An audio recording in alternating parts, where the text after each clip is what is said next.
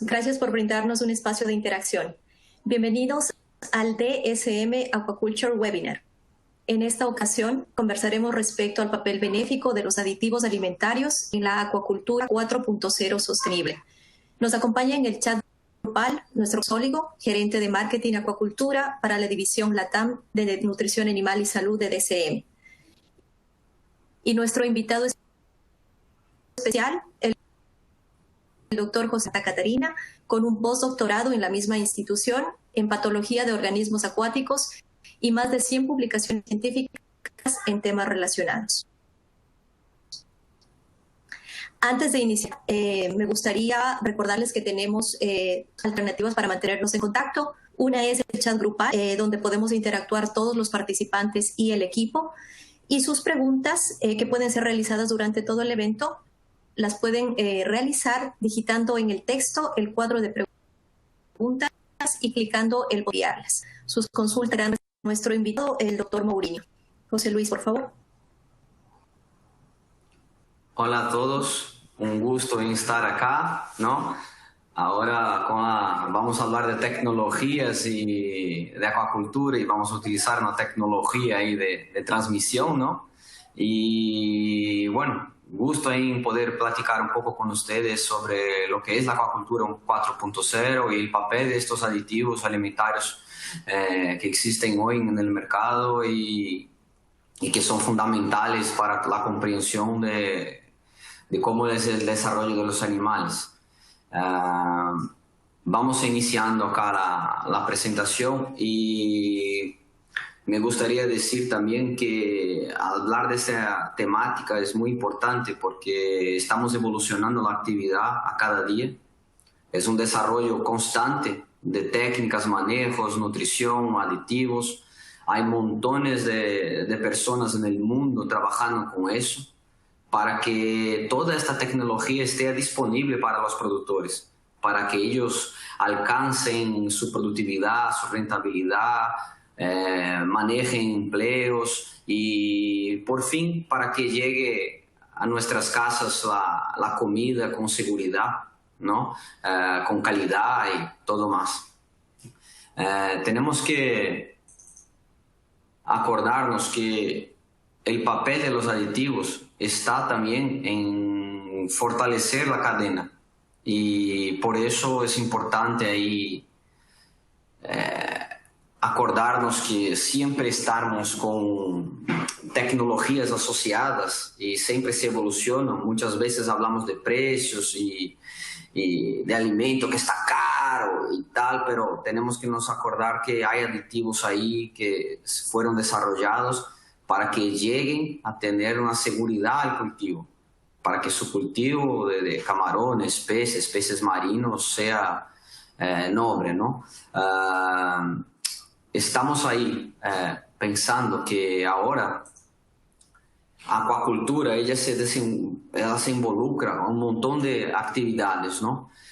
Para tenernos la producción tenemos que tener genética de animales de crecimiento, no podemos escoger animales también que no tengan una genética que es propensa a crecer y producir la proteína animal que consumimos.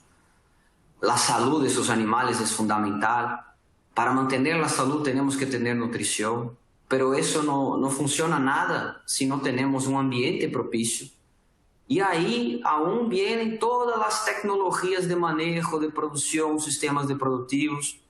Hablamos de maternidades, precrías intensivas, técnicas de bioremediación, sistemas de aeración, sistemas trifásicos de cultivo, sistemas de recirculación cerrados, indoor o outdoor. Tenemos tantos avances en nutrición y alimentación funcional que es hasta difícil acompañar todas las publicaciones que salen con esta temática en lados científicos, en revistas de desarrollo, ¿no? Científico. Son tantos y montones de revistas, tantas y tantas publicaciones, que hasta los nutricionistas en las plantas de producción de piensos no tienen tanto tiempo de estar ahí buscando informaciones en tiempo real, ¿no? Pero es una velocidad muy rápida hoy. Tecnologías de monitoreo y gestión de los cultivos con software, sondas, alimentación automática, que a 10 años atrás era algo lejos y lejano, ¿no? Y hoy está muy aproximado.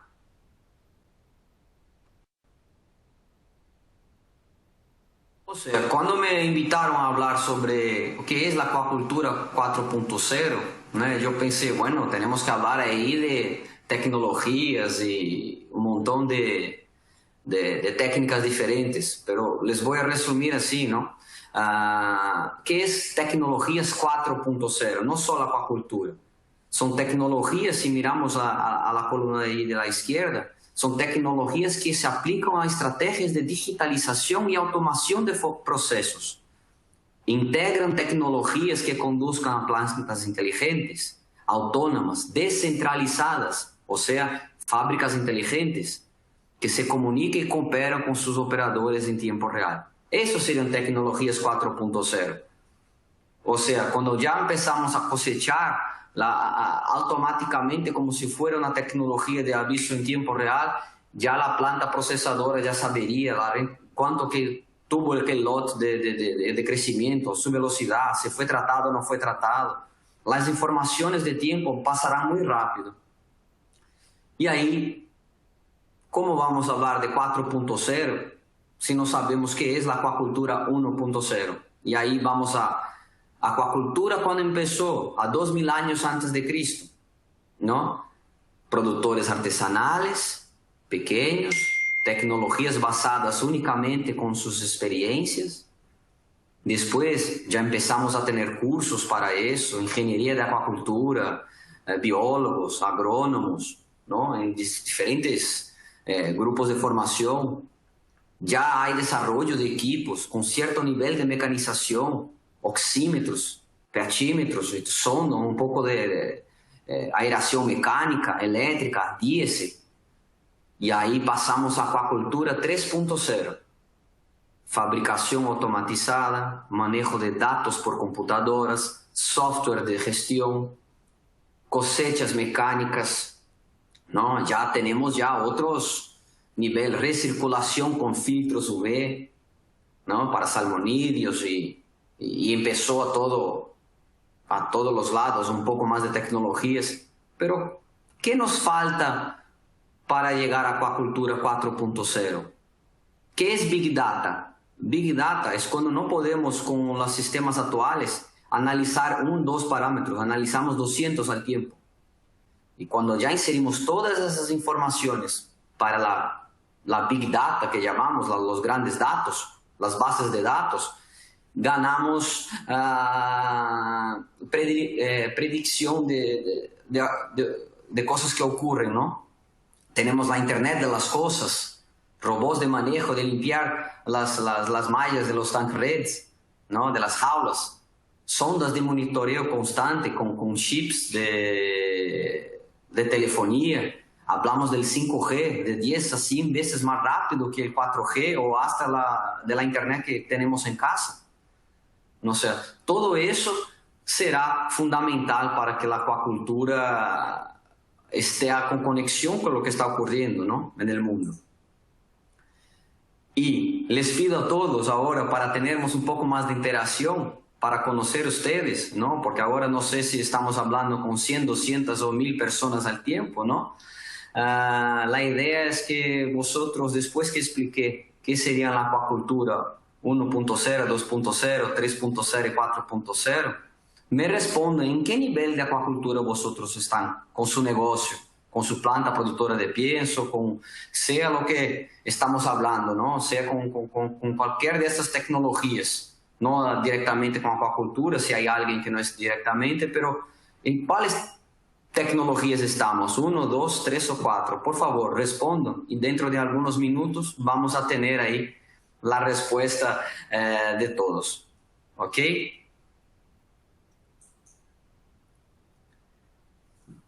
Y ahí, hoy, esta semana, en un grupo de investigadores y que trabajan con peces marinos de UM, de la Universidad de Miami, ellos hablaron un dato muy interesante, ¿no? En el mundo hoy, con todo lo que se produce de la pesca, si empezamos a producir en el mar con jaulas, en las densidades que se trabajan, ¿no?, de peces, necesitaríamos únicamente de 0.015% de área de los océanos y todos para producir lo que la pesca toda produce, ¿no?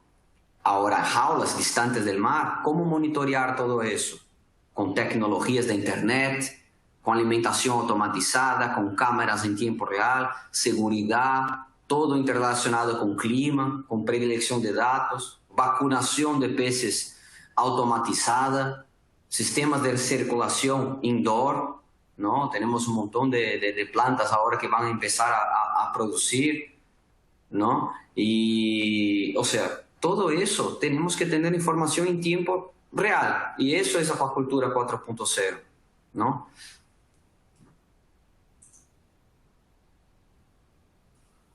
Mire un poco aquí las respuestas, qué interesantes. Hay gente que estamos en acuacultura 2.0, que aún no trabaja con producción ya un poco más automatizada. Hay bastante gente, 40%, en los 3.0.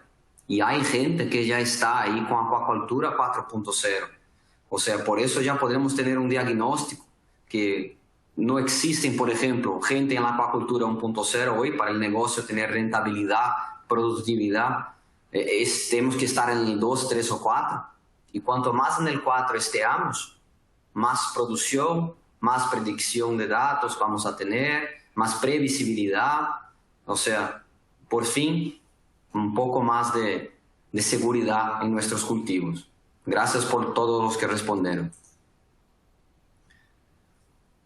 Ahora, por aquella segunda diapositiva que presenté, ¿qué tenemos que tener antes de tener las tecnologías? Tenemos que tener para todo calidad de agua. Esta es la principal prerrogativa para acuacultura. O sea, tenemos hoy que monitorear la calidad de agua en tiempo real. Entender y comprender sondas de temperatura con oxígeno. Ya sabemos, el animal, cuando estamos con oxígenos bajos ahí de 1, 0,8, 0,5, la problemática está como el animal no engorda, muere, abre todas sus defensas para los patógenos, perdimos plata, porque los animales no crecen, pero los empleados aún están ahí. Tú estás aún tirando piensos en los estanques. O sea, tenemos que tener previsibilidad de los datos. Eso es fundamental. Y principalmente de cuáles datos. Calidad de agua. Una finca de producción que no tiene un oxímetro, complicado. Una finca de producción que no tiene un pHímetro, un termómetro, algo para monitorear, ya es malo. Imagínate eso en tiempo real. Tú tienes vas a ahorrar energía, saber cuándo prender los aeradores, sistemas de alarma para utilizar, que sea manejos emergenciales para falta de oxígeno. Todo eso es fundamental ahí como prerrogativa, ¿no? de tener estas sondas de monitoreo, sistemas superintensivos. Y ahí hablamos de sistemas de cultivo. ¿Cuáles son sistemas acuacultura 4.0? Los que manejan muy bien agua, utilizan cada vez menos agua, reutilizan el agua, utilizan todos los nutrientes que estamos poniendo, porque con el alimento, con el pienso vamos a poniendo tantos nutrientes diferentes, nitrógenos, fósforos, todo, carbono, un montón de micronutrientes en el agua, y alguna especie puede utilizar eso. Nuestra universidad, hay un proyecto acá coordinado por Walter Seife y Felipe Vieira, por ejemplo, acá en Brasil, que es el Aquavite, parcería con Alemania y tal. Ellos están trabajando muy bien y muy fuerte con la parte del multitrófico. O sea, dentro de un poco vamos a empezar a escuchar producciones masivas utilizando los diferentes niveles tróficos de la cadena de acuacultura, ¿no? Vamos a tener, ya existe, ¿no? La planta está empezando a producir ya en Florida del salmón, con Bruno Sandenberg ahí tocando la producción un poco, con la parte del sistema de RAS de salmón allá. Chile, gran país productor todo de salmonídeos, que está ahí con un montón de sistemas de recirculaciones indoor, pero también ya tenemos en América Latina un montón de fincas que trabajan con el retrofitting, ¿no? Que trabajan con la recirculación dentro de la finca, con aquellas chicanas, que el serpentín, ¿no? En español, el serpentín que se pone para hacer la recirculación con vacías de decantación. Estos son ¿qué? Los sistemas de recirculación abiertos para manejo de calidad de agua, ¿no? El multitrófico, el sistema de recirculación y hasta el biofloc. Ah, pero el biofloc aún no se paga. Sí, pero no se está utilizando tanta el agua. Cuando un día el agua fuera escaso y tengamos una producción gigantesca dentro de algunos años, hay sitios a donde hay sistemas más intensivos con poner carbonos y tal, y controlar el amonio para no utilizar tanto el agua, mantener una bioseguridad fuerte. Esto será el camino, ¿no? O sea, esto todo es acuacultura 4.0.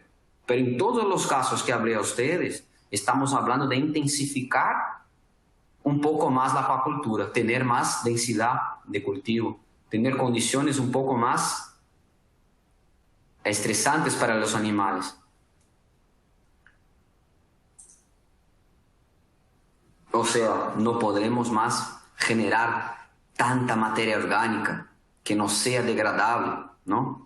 Por eso que es fundamental para acuacultura 4.0. Hablamos de bioremediación, no hay cómo no hablar de eso más, ¿no? Es un proceso que utiliza microorganismos, enzimas, nutrientes, ¿no? Puede ser la bioestimulación, la bioaumentación, puede ser variadas técnicas, ¿no? Que se puede utilizar, pero no podemos más generar tantos efluentes para llegar a la acuacultura 4.0. Durante el cultivo, cuando no hay oxígeno, los fondos están inundados de nuestros estanques, de nuestras piscinas, no hay tanto oxígeno abajo para que se degrade todo el material orgánico. O sea, él va aumentando el material orgánico a lo largo del tiempo, y cuando cosechamos tenemos una bioremediación gratis, que a veces es suficiente o no es suficiente. Pero cuando los fondos ya están secos, ya no hay más bioremediación y volvemos siempre a llenar las piscinas rápidamente. O sea, existe un tiempo correcto de llenar las piscinas y todo para que se baje un poco la materia orgánica. O sea, tenemos que prestar atención a eso cuando estamos hablando de sistemas así más abiertos. Cuando estamos hablando de recirculación, los filtros anaeróbicos tienen que funcionar. A veces ponemos tanto oxígeno y no tenemos el anaerobio para disminuir el nitrato. Tenemos que tener skimmers para sacar la proteína. O sea, para cada sistema hay una estrategia diferente.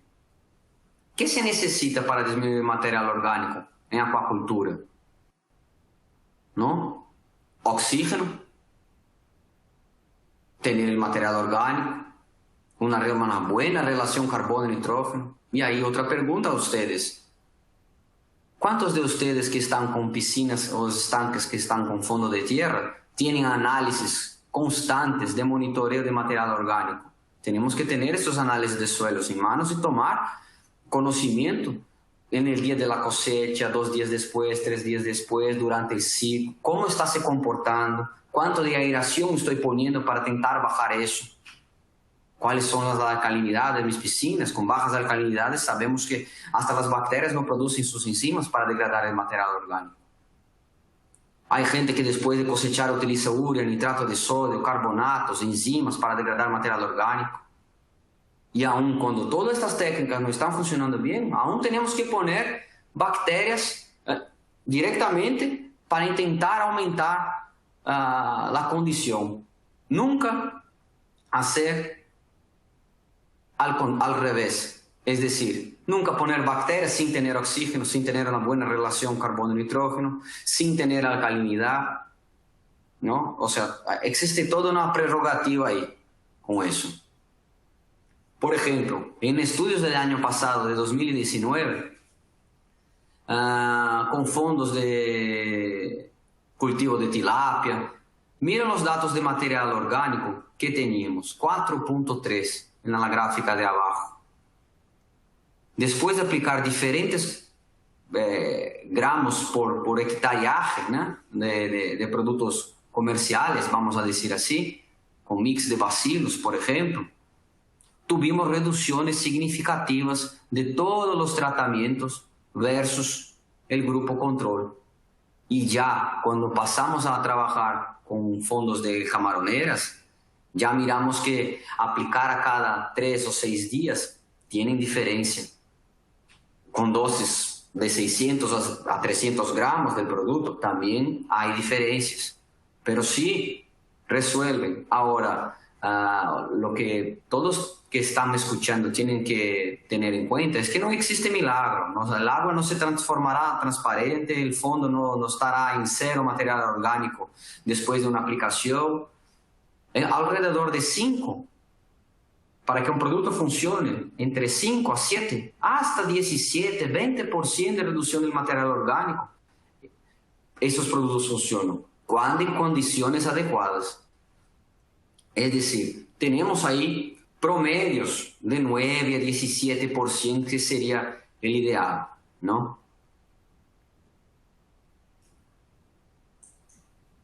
Aquí. ¿Y por qué José Luis está hablando de aditivos, material orgánico, bioremediación, tecnologías de información? Porque todo está ligado. Por eso que hablamos de Big Data, por eso que hablamos de acuacultura 4.0. Cuando vamos ahí con la interacción microbiana que ocurre en nuestros cultivos, en nuestra producción, en nuestro sector de producción, tenemos los principales factores ambientales como gatillos de los diferentes microorganismos que ahí están.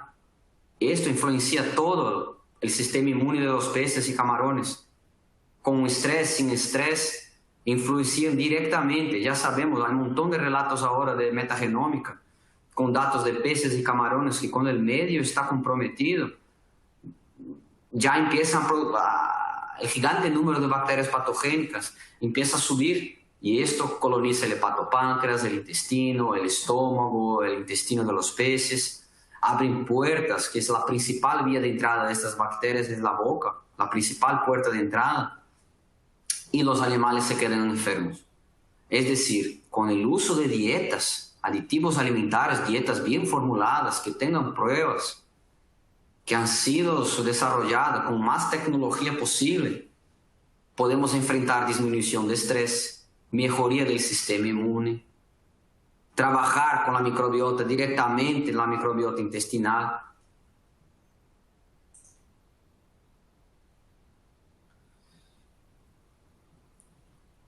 Es decir, ¿cómo vamos a luchar y prevenir con aditivos alimentarios las enfermedades? Con buenas prácticas de manejo, con técnicas de bioremediación, para peces vacunación y aditivos alimentarios, probióticos, prebióticos, simbióticos de aquellos de juntar inulina, MOS, FOS con lactobacilos. Tenemos ahora los paraprobióticos, ¿no? Son conceptos todos nuevos que ya están empezando a entrar en el mercado.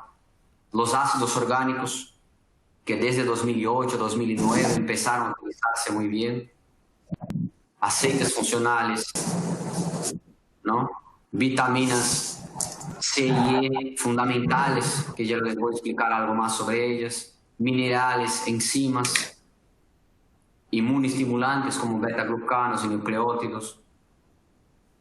Todo eso va a fortalecer la acuacultura 4.0. Hola, Susan. Por una pregunta que tenemos ya en nuestro chat. José Soto pregunta, ¿cuál es la relación aceptable para el nivel de materia orgánica en el estado? Me cortó un poco de lo que me preguntaste, pero ¿cuál es la relación correcta de material orgánica para un estanque de producción? ¿Es eso? Es correcto. La pregunta. Ok. Vamos ahí. Va a depender mucho de la productividad que tú tengas en tu piscina. Por ejemplo, hay sitios a donde no tener material orgánico es el problema, fondos arenosos, y ahí 0,5 de material orgánico es poco. Se trabaja con un montón de fertilizaciones que tienes que tener para aumentar un poco el material orgánico del cultivo. O si está muy bajo también es malo. y estar arriba de 3.5, también ya empieza a tener problemas de control de productividad primaria, y ahí tú empiezas a tener difícilmente control de cianobacterias, dinoflagelados, y empieza ya a estar más difícil de manipular las piscinas. O sea, ya tuve casos que escuché de 15% de material orgánico, y ahí con oxígenos abajo de 0,5, 0,3, ¿no? Horrible de producir. O sea, no existe una receta fundamental, pero estamos hablando ahí en niveles de entre 1.5 a 2.5, sería el más adecuado para, hablando en general para camarones y peces, sería el más adecuado. Pero eso todo está en relación, la cantidad de arcilla que tienes en tu piscina o arena que tú tienes en su piscina, es más arenoso o más arcilloso. Eso que va a cambiar su relación. José Luis, en el mismo tema, pregunta Tania, ¿cuál es la mejor relación de carbono y nitrógeno en el suelo?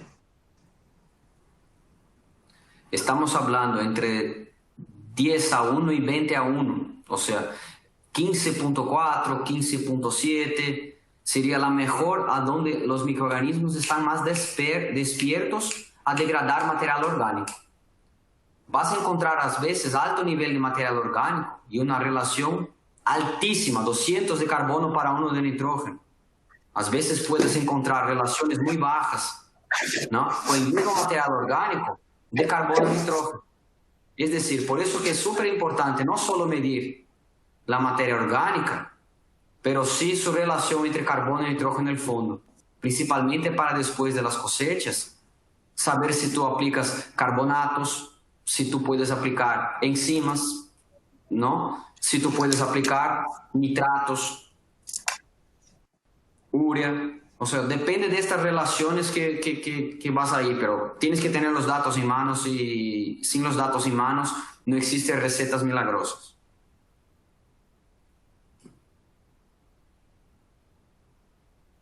No sé si me cortó Susana, pero bueno, voy a pasar a la próxima diapositiva. Continuemos, ok. O sea, ¿cómo nos va a ayudar la acuacultura 4.0? ¿Cómo los aditivos nos van a ayudar? El principal de todo, el mercado.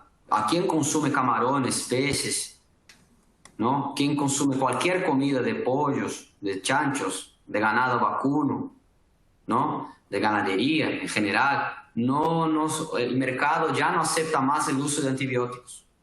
No queremos más tener un historial de producción arraigada con antibióticos. Por eso dependemos básicamente de la nueva generación de aditivos. Hablamos de eubióticos, arriba de la historia de los probióticos, de los prebióticos. Es decir, los eubióticos son cualquier nutriente que logre manipular, o aditivo, ¿no?, que logre manipular la microbiota intestinal. Tú puedes poner ácidos orgánicos en un eubiótico, un prebiótico es un eubiótico, un probiótico es un eubiótico. O sea, tener manipuladores de microbiota intestinal. Tenemos que tener inmunoestimulantes para fortalecer todas las defensas innatas y adaptativas, ¿no? Ahí depende del aditivo. Al lado inmunológico de los animales. Vitaminas y minerales con las correctas proporciones, y eso es adecuadísimo. Porque tanto para los otros nutrientes como para esos, el exceso hace mal y la falta hace daño, ¿no? O sea, nuevos nutrientes, ingredientes que están saliendo ahora, alimentos con bases en macroalgas, microalgas, un montón de ellos, levaduras de cerveza ya siendo, ¿no?, entrando en la alimentación, ¿no?, residuos de alguna producción que son inmunoestimulantes. Hay un montón hay una búsqueda gigante de la academia científica en busca de eso, ¿no?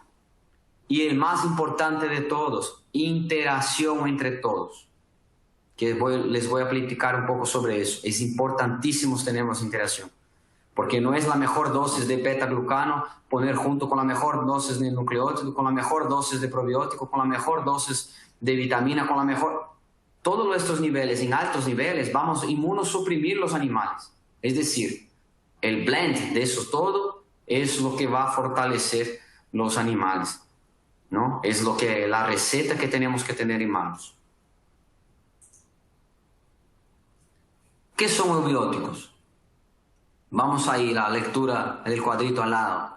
Promueven el crecimiento, mantienen la salud del animal.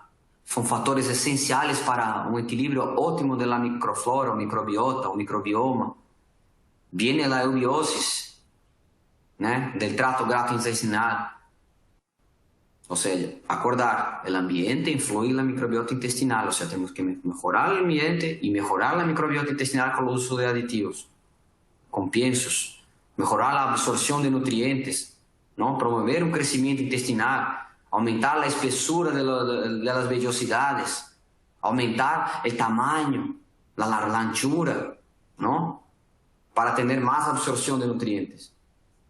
Cuando miramos ahora inmunoestimulantes, y los beta-glucanos, ¿cuáles son sus orígenes? Son polisacáridos de origen natural, de glucosa, ¿no? Como componente estructural, y tienen enlaces beta-glucosídeos. Es decir, están inseridos en la pared de muchas plantas, levaduras, algunos géneros bacterianos también poseen, ¿no? Tienen las diferencias como el cuadrito ahí al lado, ¿no? ¿Y para qué sirven estos beta-glucanos? Tienen efecto prebiótico también, de modulador de microbiota intestinal. Tienen toda la parte de recepción, las proteínas de reconocimiento padrón, los reconocen, o sea, hacen parte de bacterias y hongos. Tienen sus padrones moleculares asociados a patógenos en su pared, en su estructura. Y ahí, cuando las citocinas del animal los identifican, vienen las proteínas de reconocimiento padrón, o sea, se aumenta la parte inmunológica, aumenta el número de macrófagos, las células de defensa migran para ahí, o sea, aumentan este tipo de respuesta. O sea, aumentando los macrófagos y con toda esa parte, las proteínas de reconocimiento padrón, aumentamos las defensas inmunológicas innatas, ciertas citocinas, interferones, ciertos antígenos. O sea, vamos a vacunar peces. Un alimento anterior al pez sería utilizar, por ejemplo, beta-glucanos con manejos de nutrición para mejorar las vacunaciones, para mejorar el estrés durante el manejo, para mejorar las respuestas del sistema adaptativo después, ¿no?, de la vacunación. O sea, hay montones y montones de ejemplos. Si miramos aún más, podemos hasta asociar uso de vitaminas a beta-glucanos. Si ya encontramos qué son estas vitaminas, ¿no? Son para mejorar crecimiento, supervivencia, tiene efecto estimulante, evitar el estrés oxidativo de tejidos. Mira, ya trabajamos un montón, voy a solo citar un trabajo de 2008 que publicamos ahí con tilapias, con vitamina C y E. Ahí arriba. Estas son fundamentales para tener en las premezclas de aditivos juntos. ¿Por qué? ¿No? La vitamina C aumenta actividad del sistema complemento, es un mediador químico, puede influir en la respuesta inflamatoria, aumenta macrófagos y trombocitos. Tal vez para peces hablamos de 600, 700, 800 miligramos como mínimo. Tal vez para camarones 600. A veces, si ponemos más de 2000 miligramos, estamos también haciendo mal al animal. Es decir, cuando juntamos estas vitaminas C y E, tenemos un efecto sinérgico. El sistema inmuninato funciona mejor, es como un engranaje. Por eso que hablamos de tener siempre juntos vitaminas C y E para aplicarlas, para poner en el alimento como un aditivo suplementario a las concentraciones normales. Disminuir estrés de productos químicos utilizados en el cultivo. Ejemplo, el oxicloruro de cobre o otros químicos que se utilizan en algunas producciones. O sea, es importantísimo tener el equilibrio de las vitaminas también. No voy a hablar de todos porque no tenemos tiempo a eso. pero citando un trabajo ahí de una otra investigadora de nutrición muy importante acá de Brasil en peces, que es la profesora Margarida, ¿no? En este trabajo de ella hizo la relación entre vitamina C y beta. ¿Por qué estamos hablando de relación de nutrientes? ¿Por qué José Luis quiere hablar de bioremediación, pero quiere hablar de tecnologías y mezclar nutrientes? Porque acuacultura de 4.0 se hace con mezclas. No solo un nutriente validado, pero la interacción entre todos para alcanzar que estos datos alcancen el sector productivo.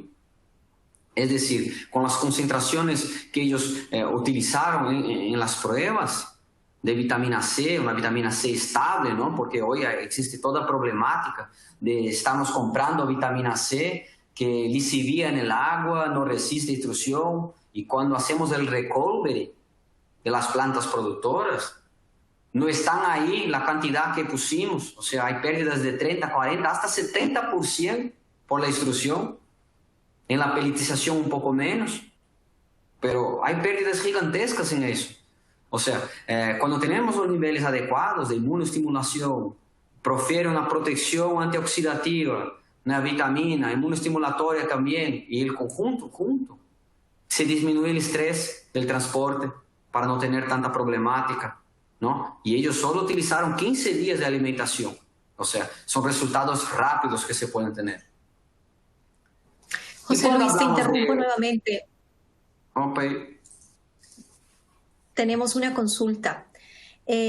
¿Solo la vitamina C en exceso tiene factores antinutricionales o también la vitamina E?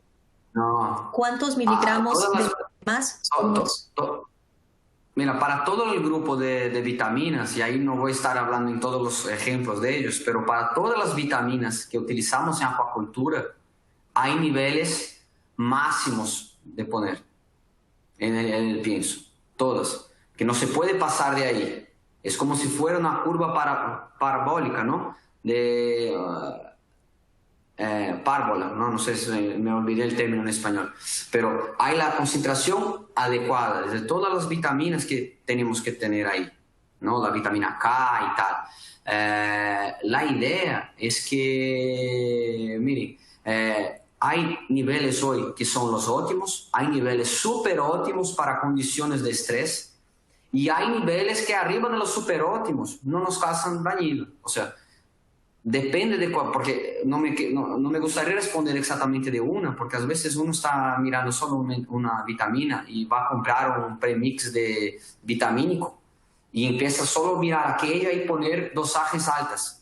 Y ahí es peligroso porque hay las otras vitaminas, pero existe la hipovitaminosis y la hipervitaminosis. Y ahí para cada vitamina hay ejemplos claros. Pero trabajos con 3.000, por ejemplo, de vitamina C ya es algo probablemente drástico.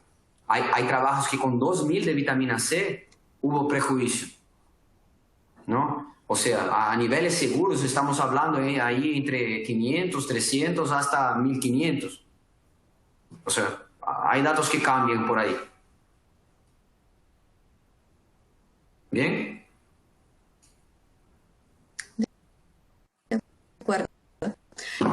Una pregunta adicional respecto a cuál es la mejor.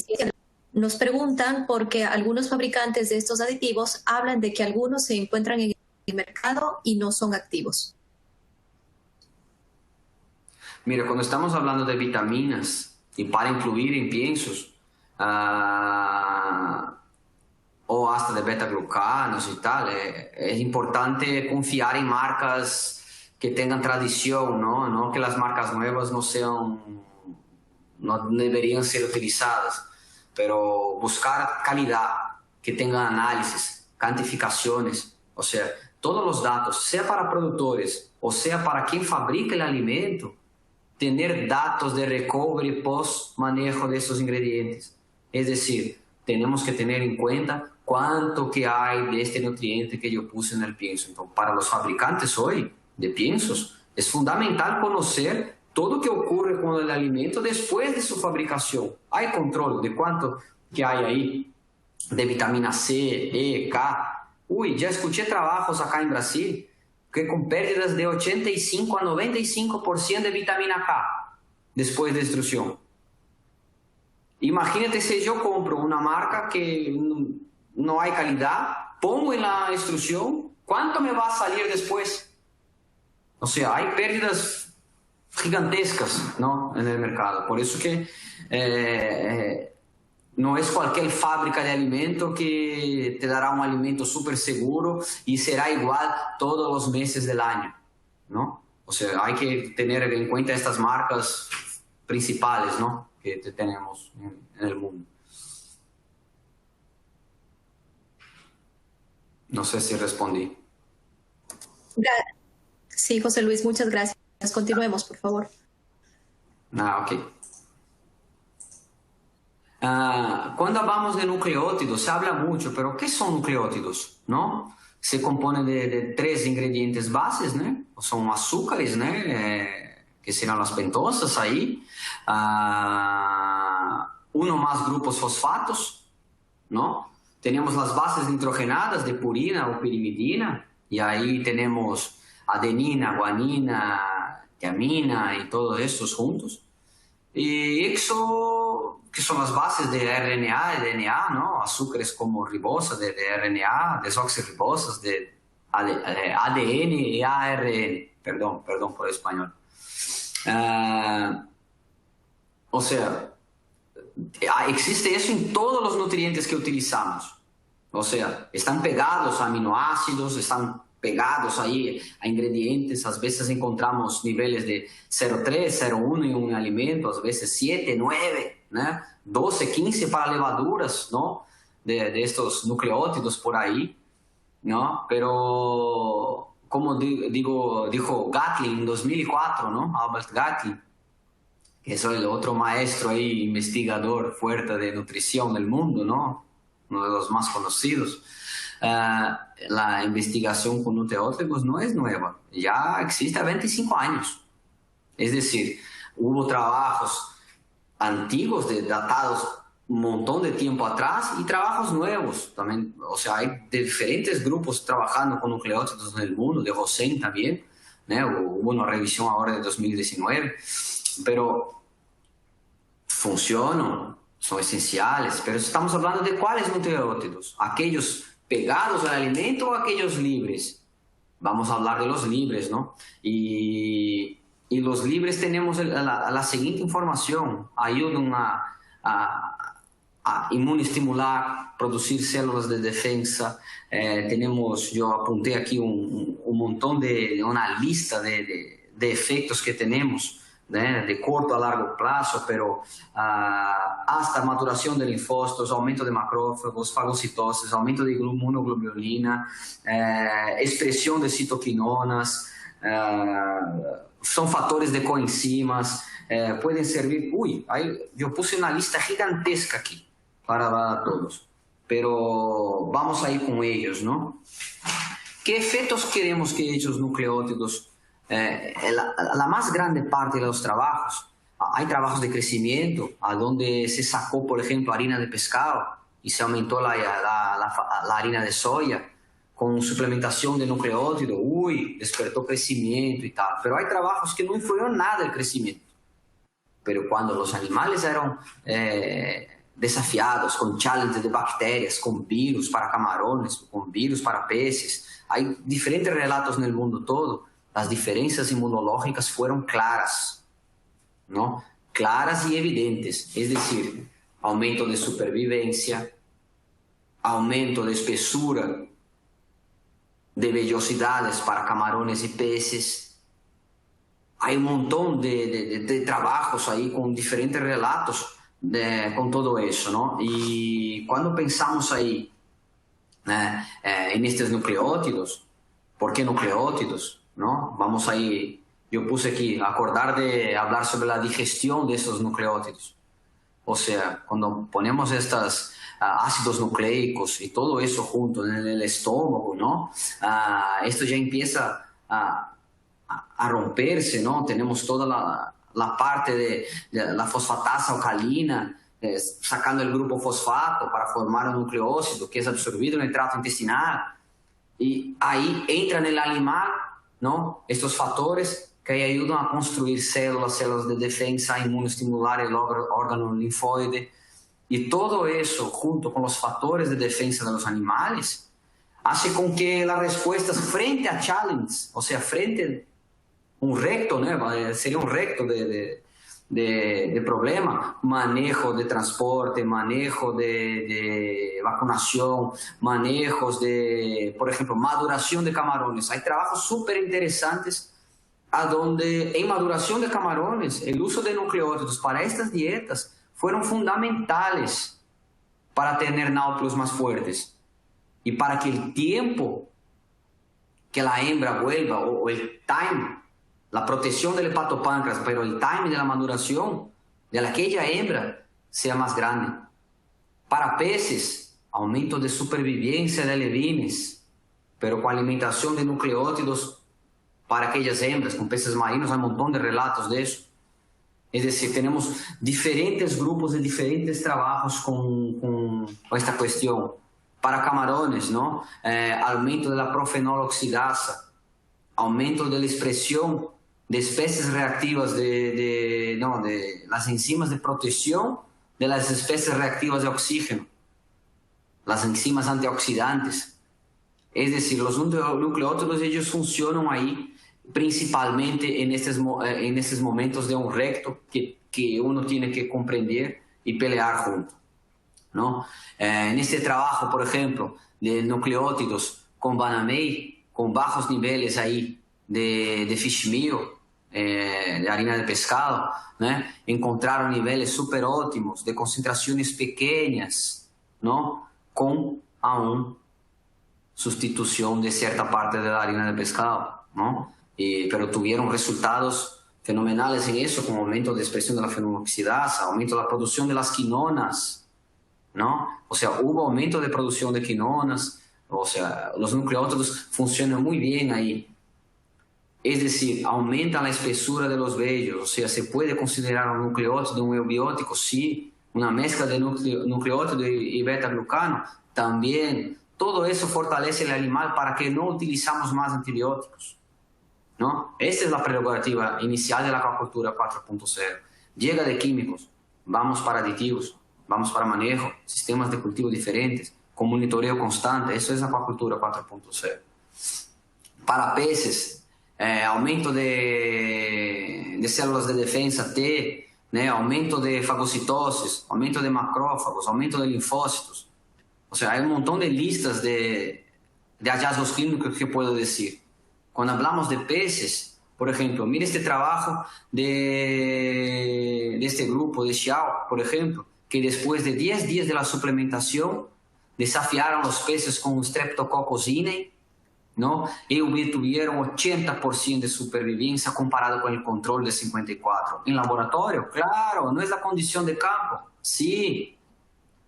Pero mira qué diferencia en diferentes niveles de 120 a 240 miligramos por kilo hasta 600. No hubo diferencia básicamente, pero con el grupo control sí que hubo. Imagínate un challenge menor. O sea, tenemos dos caminos de formación natural en los peces y camarones, ¿no? El sistema de novo y el sistema de salvaje, de salvamiento, ¿no? Que se forman nucleótidos en los animales. Pero hay un momento de estrés anterior a la enfermedad, en el inicio de la enfermedad, que los animales necesitan formar más nucleótidos rápido. Y para eso los nucleótidos libres son esenciales, ¿no? Antiguamente hablábamos que nucleótidos no eran esenciales o semi-esenciales. Pero les digo con toda afirmación, para acuacultura 4.0 es esencial tener nucleótidos libres en el alimento. Susana, ¿quiere me preguntar algo? Yo escuché aquí algo Pero bien, vamos ahí. Preguntan tu opinión respecto al uso de adicionales como atractantes en las dietas de camarón. Vale. Bueno, este no es un concepto nuevo, ¿no? En 1975, si me acuerdo bien, no era nacido aún, pero en la revisión de Gatling o Hossein he citado un trabajo de atractividad con nucleótidos para peces. ¿no? Adenina monofosfato fue utilizada como atractante. Pero de ahí, los trabajos subsecuentes de todo eso, con inosina monofosfato y con todos los otros, se descubrieron que es especie específica. Es decir, un nucleótido puede no servir para una especie, puede no servir para la otra, puede no servir para aquellas otras tres, ¿no? A veces, si tú pones mezclas de nucleótidos, la cantidad no fue tan grande de uno específico para aumentar la atractividad, ¿no? Y ahí estamos hablando de un aditivo alimentario que es costoso, ¿no? Si yo fuera a escoger utilizar nucleótidos como atractantes, yo utilizaría atractantes, no un inmunoestimulante, un salvador de mucosa, un eubiótico, no un ingrediente como esto, como atractante para el alimento, ¿no? Se puede utilizar, bajar un poco el pH del alimento, se puede utilizar ahí, como diría el profesor Alberto Núñez, el krill, que habla un montón ahí de sus trabajos con atractivos. O sea, yo iba para otros atractantes, ¿no? Pero no iba para el nucleótido como atractante. Por eso que las pesquisas, las investigaciones en el mundo, las publicaciones como nucleótidos atractantes es pequeñísima. Si vas a hacer una revisión de literatura, vas a encontrar 20, 30 trabajos en 30 años sobre eso. ¿Por qué? Porque por ser de especies específicas, no tiene una respuesta tan clara, ¿no? Y por eso yo no recomendaría utilizar el nucleótido como atractante, ¿no? Yo utilizaría para efectos inmunológicos, relación defensa, yo utilizaría él para defensas del animal o eubiosis también, ¿no? Bien.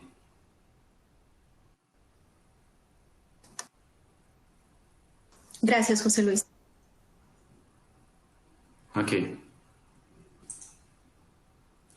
Y vamos a hablar ahí también, no podemos dejar de hablar de adicionar bacterias en el alimento, ¿no? Fue por muchos años el centro principal de investigación de mi grupo acá en Brasil, ¿no? O sea, son microorganismos vivos que adicionados de alguna manera al cultivo mejoran la eficiencia de la alimentación, sistema inmune o un equilibrio básicamente. Es decir, si estamos poniendo el alimento ahí, en el alimento, una bacteria, y ella mejora de alguna forma el balance de bacterias malas y buenas, eso ya se puede considerar probiótico. Es decir, yo quiero tener las bacterias, algunos amigos y conocidos van a decir, los RK estrategistas y tal, sí, eso es. Queremos aumentar las bacterias estrategistas buenas que hay en el tracto intestinal. Y para eso, por ejemplo, un alumno mío hizo unas pruebas hace un año y pico sobre colonizaciones intestinales in vitro y encontró una relación de concentración adecuada en el alimento que hay que tener para que esta colonización sea efectiva. Es decir, se pueden hacer diferentes pruebas con microorganismos, pero ellos tienen que colonizarlos la pared intestinal. Hoy, conociendo un poco la historia de los paraprobióticos, si no es para colonizar el tracto intestinal, utilice un paraprobiótico, un prebiótico. Ácidos orgánicos, aceites esenciales no va para probiótico, pero si es para colonizar el tracto intestinal, sí, utilicen los probióticos. Ese es el secreto, ¿no? O sea para bacilos, sea para lactobacilos. Hay pocos relatos de Saccharomyces en cantidades efectivas colonizando el tracto. Funcionan también como prebióticos, o sea, aumentas las Saccharomyces en el alimento vivo. Y ahí, por fin, tú tienes aumento de bacterias acidoláticas, o sea, tiene un efecto prebiótico, pero no es un prebiótico. Pero la idea es que estos grupos bacterianos colonicen el tracto y no dejen puertas abiertas para que entren bacterias patógenas, ¿no? Y vamos ahí con... ¿Qué podemos pensar? Que tenemos una interacción entre todos los nutrientes, y ahí yo utilicé de una propaganda de diferentes productos ahí, pero hicimos unas pruebas estos años, ahí hace un año y pico para acá, con mezclas. Mezclar nucleótidos, beta-glucanos, vitamina A, vitamina C, hasta con y sin bacterias y hicimos algunas pruebas con peces por acá, por ejemplo, en este trabajo de interacción de diferentes niveles de inclusión para desarrollo del producto junto con el auspiciante, ¿no? Y es decir, cuando vamos para nucleótidos, aumento de proliferación celular, defensas inmunológicas, vitamina C, aumento de defensas antioxidantes, protección, inmunoestimulación, vitamina E, todo un conjunto de todo lo que hablé un poco para atrás, junto con las dosis de blends adecuados para ellos. ¿Y qué resultados tuvimos, no? Ahí hay unas fotos de laboratorios con los peces, ¿no? Con alumnos y un poco de la hematología, pero cuando miramos los datos de metagenómica a la izquierda, ¿no? No tengo el pointer aquí para enseñarles, pero vamos ahí, tenemos el tratamiento 1, que era el grupo control. Cada colorcito ahí es un grupo diferente de bacterias, ¿no? Filo. Cuando miramos ahí en el grupo 2, ya tenemos ahí el grupo tratado con bacterias probióticas. Y como miramos el grupo 3, ¿no? En las gráficas de la izquierda y las de abajo, tenemos el grupo tratados con el blend de todo junto. Aún en este blend sin las bacterias probióticas. Pero, ¿qué miramos en esta gráfica? Cuanto más colores hay, más diversidad, más riqueza de diferentes grupos, una diversidad más grande, o sea, más grupos K estrategistas que R estrategistas en este momento. Vamos ahí, miramos ahí un número de espécimes, ¿no? El número de OTUs que se llama metagenómica, y miramos a la diferencia de cantidad cuando se utiliza los eubióticos todos juntos, comparando el nivel que tenemos con el grupo control. Es decir, aumentamos drásticamente en la gráfica de la izquierda la diversidad y el número de diferentes OTUs que tenemos ahí, de unidades taxonómicas, ¿no? Que serían las OTUs, drásticos y aumentando muy fuerte en ellos, ¿no? Cuando ya miramos la interacción de diferentes niveles de inclusión de premezclas, de vitaminas, minerales, todo con la presencia de eubióticos, mira estos gráficos que tenemos en esta formulación que probamos acá. Todos que tuvieron la suplementación con el blend tuvieron respuestas de gaño de peso, respuestas inmunológicas de defensa, pero mejoró en todos los tratamientos. Cuando miramos el mismo producto siendo testado con camarones, ¿no? En Asia, en Tailandia, ¿no? El mismo producto, ya tendríamos resultados ahí con un aumento de 20% contra el grupo control, contra el HPND debido a parahemolíticos. Es decir, la respuesta es la misma. Ya cuando hablamos de ácidos orgánicos, ya saliendo un poco de esos blends, vamos a encontrar grupos de tratamiento de enfermedades. Hay unas empresas ya que trabajan con eso ya desde 2009, 2010 para camarones muy bien. Y esto ya empezó para otras empresas. O sea, todos están queriendo utilizar ácidos orgánicos hoy para evitar el uso de antibióticos. Sirven como dosajes preventivas de tratamiento, dosajes para solo el crecimiento. O sea, son ácidos grasos de cadena corta, ¿no? Mejoran productividad, disminuye el coste financiero comparado con el uso de antibióticos o cualquier otro ingrediente así, manipulan microbianamente, aumenta la digestibilidad de ciertos nutrientes, aumenta la palabra es rendimiento, te rinde más, ¿no? Y te genera a lo largo del tiempo menor disminución ahí de residuos en la carne, utilización de antibióticos por fin, ¿no?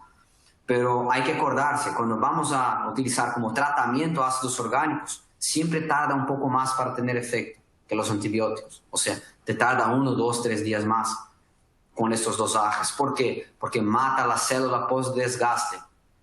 El ion penetra, el ion hidrógeno penetra dentro de la célula bacteriana para pelear. Ella está tirando hasta afuera este protón y la célula pierde energía. Por el mismo tiempo, en cuanto tiene este protón adentro, se baja un poquito el pH interno bacteriano. Y por bajar el pH interno bacteriano, la RNA transferasa se acorta. Es decir, su actividad acorta. O sea, no hay duplicación y muere por desgaste. O sea, ¿vamos a sustituir aún un poco el uso de antibióticos? Sí, totalmente. Para algunas enfermedades no, ¿no? Como algunas enfermedades intracelulares, pero para otras enfermedades bacterianas sí funciona muy bien. Mejor para grupos gram negativos que para gram positivos, pero funciona muy bien. Y hablamos ahora de ácidos orgánicos de segunda generación, o que en dosis mucho más cortitas, pegados o no a grupos de azúcares, protegidos con aceites, ácidos con aceites esenciales. Hay diferentes grupos de segunda generación, pero cuando miramos ahí dados in vitro de inhibición, mira un antibiótico de cuarta generación. ¿Qué dosaje necesitaría para tener una inhibición microbiana? 3.125%. Si miramos ahí el ácido benzoico, 0,048. Si miramos otros grupos, el butirato y otros, son dosajes más altas, 0,5, 0,6, 0,8. Hay otro blend de aceites esenciales con ácidos orgánicos, casi igual al otro grupo, 0,05.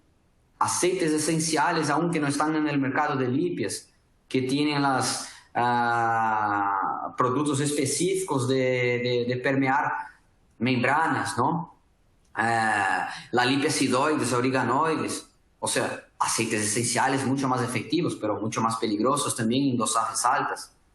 Es decir, todo este conjunto va a ayudarnos a sustituir el uso de antibióticos. Y cuando paramos, mucha gente me pregunta, José Luis, ¿puedo utilizar probióticos y ácidos orgánicos? Uy, ahora siempre hago esta prueba cuando alguien nos pide acá.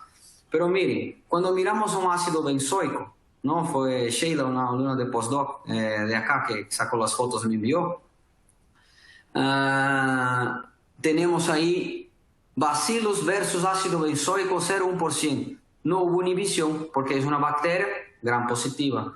Si miro esta bacteria gram positiva ya con 8% de inclusión, que sería inviable completamente, hasta el animal iba a rechazar el alimento con esta concentración, ahí hubo interferencia en el crecimiento. O sea, sí, la respuesta es utilizar probióticos y ácidos orgánicos, sí que se puede. En la prueba que hicimos, por ejemplo, ahora con tilapias, que terminamos en fines de 2019, ¿no? Utilizamos diferentes ácidos benzoicos, ¿no? El ácido benzoico en diferentes concentraciones, ¿no? Para el crecimiento de tilapia. Y desafiamos con el principal patógeno que tenemos acá hoy en el cultivo de tilapias, ¿no? Tal vez en América Latina, el Streptococcus agalacti, ¿no? Mira resultados de mortalidad que tuvimos reducidos contra el grupo control. Y eso que fueron, el challenge no fue infectar a los animales, fueron poner el Streptococcus agalacti por la boca del pez, ¿no? Mira los resultados, qué interesantísimos que salieron. O sea, tuvieron resultados muy bien, pero altas dosajes nos comprometieron un poco el resultado, pero las dosajes menores tuvieron un resultado efectivo en crecimiento del animal, conversión, eficacia alimentaria y todo eso junto con supervivencia. O sea, existe peligro de un productor escuchar una charla cualquiera de dosajes de ácidos orgánicos y poner arriba del alimento sin saber cuánto que ya existe en muchos alimentos que existen estos ácidos ya inclusos ahí, ¿no? O sea, sirven como fuente de energía, los ácidos orgánicos, sirven para el crecimiento de epitelio, tanto para camarones como para peces, aumentan los grupos de enterócitos. O sea, hay un montón ahí de efectos en la mucosa intestinal que son súper interesantes, ¿no? O sea, ¿por qué estoy hablando de eso todo? Ácidos orgánicos, aceites esenciales, nucleótidos, beta-glucanos, vitaminas, porque hoy es necesario utilizarnos eso todo junto para tener un blend adecuado de productos para desarrollar la acuacultura 4.0. Es necesario, como conclusiones, ¿vale? Para que no me retrase mucho acá, intensificar la producción, pero cuidar del medio ambiente. Bioremediación es la palabra. No importa el tamaño del hectariaje para implantar la acuacultura 0.0. Tú puedes tener una producción concentrada, pequeña, pero con monitoreo. Sin monitoreo no es posible. El mercado consumidor ya no acepta más antibióticos. Tenemos que utilizar preventivo y de tratamiento estos aditivos. Existe este diferencial económico. Necesitamos atender demanda del mercado y producir más sosteniblemente, ¿no? Prevenir es mejor siempre que remediar. Y bueno, blend de esos compuestos con cantidades, calidades adecuadas y con niveles adecuados de vitaminas y todo, es el éxito, ¿no? De todos esos aditivos para que los sistemas de cultivos de la acuacultura 0.0 más intensivos, bioflux, recirculación, multitróficos, es necesario que estos aditivos estén elencados a la acuacultura. Bien, y les hablo aquí, gracias por toda la atención durante este momento de webinar. Yo sé que estamos con muchos webinars por ahí y más uno es algo complicado, pero les digo gracias por toda la atención, por este momento y vamos a ir. Paso a palabra ahora a Susana. Gracias, Susana. Gracias a ti, Jorge. Tenemos varias preguntas que debido al tiempo no podrán ser atendidas. Sin embargo, vamos a hacerlo vía email. Adicional también indicar que este webcast estará disponible en la versión grabada y todos los participantes recibirán un link en la siguiente 24 en vivo. A la compartido en versión PDF.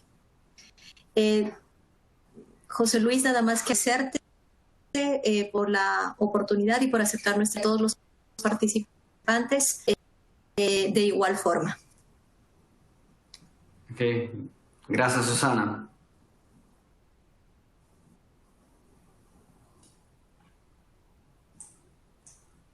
Creo que con esto concluimos nuestro webinar del día de hoy. Y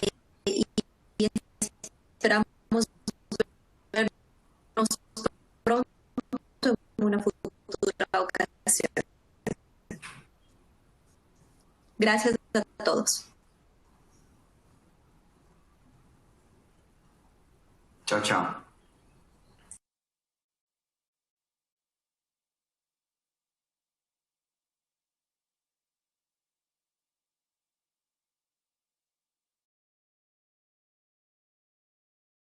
Gracias por brindarnos un espacio de interacción. Bienvenidos al DSM Aquaculture Webinar.